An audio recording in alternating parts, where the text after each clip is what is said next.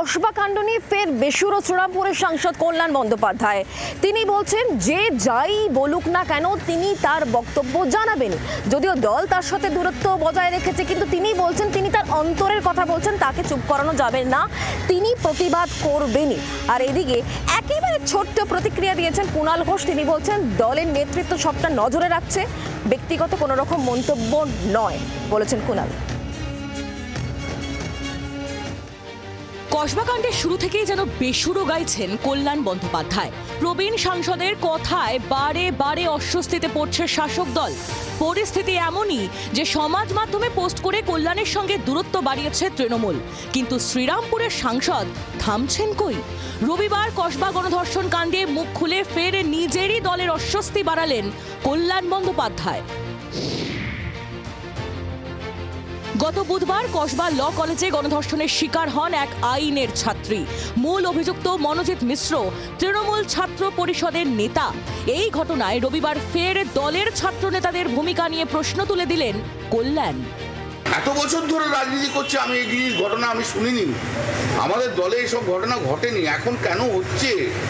আমরা রাজনৈতিক দলে যে পুরুষরা আছে তারাই তো মহিলাকে সিকিউরিটি দেবে, তার বদলে রক্ষকই যদি ভক্ষক হয়ে যায় তাহলে কি করে হবে? শুরুটা হয়েছিল শুক্রবার। কসবা কাণ্ডের নিন্দা করতে গিয়ে বিতর্ক বাঁধিয়ে দেন শ্রীরামপুরের সাংসদ। তার প্রেক্ষিতে শনিবার এক্স হ্যান্ডেলে পোস্ট করে তৃণমূল জানিয়ে দেয় কল্যাণ বন্দ্যোপাধ্যায়ের মন্তব্য তাঁর ব্যক্তিগত মতামত। দল এই ধরনের মন্তব্যের তীব্র নিন্দা করছে। ঘণ্টাখানেকের মধ্যেই পাল্টা গর্জে ওঠেন কল্যাণ। এক্স পোস্টেই জানিয়ে দেন তিনিও দলের বক্তব্যের সম্পূর্ণ বিরোধিতা করছেন। এই জিনিসের প্রতিবাদ আমি করবই, তাতে আমাকে কন্ডেম করুক, যা করুক, আমার কোনো অসুবিধা নেই, আমি কন্ডেম হোক, আমার কোনো অসুবিধা নেই। সাংসদ বেসুরো গাইলেও কল্যাণ প্রসঙ্গে দলের কোটেই বল ঠেললেন তৃণমূল মুখপাত্র কুণাল ঘোষ। কল্যাণদা একজন সিনিয়র নেতা, দলের দীর্ঘদিনের সাংসদ, ফলে তার বক্তব্যের উপর দাঁড়িয়ে এখন কোনো মন্তব্য করব না।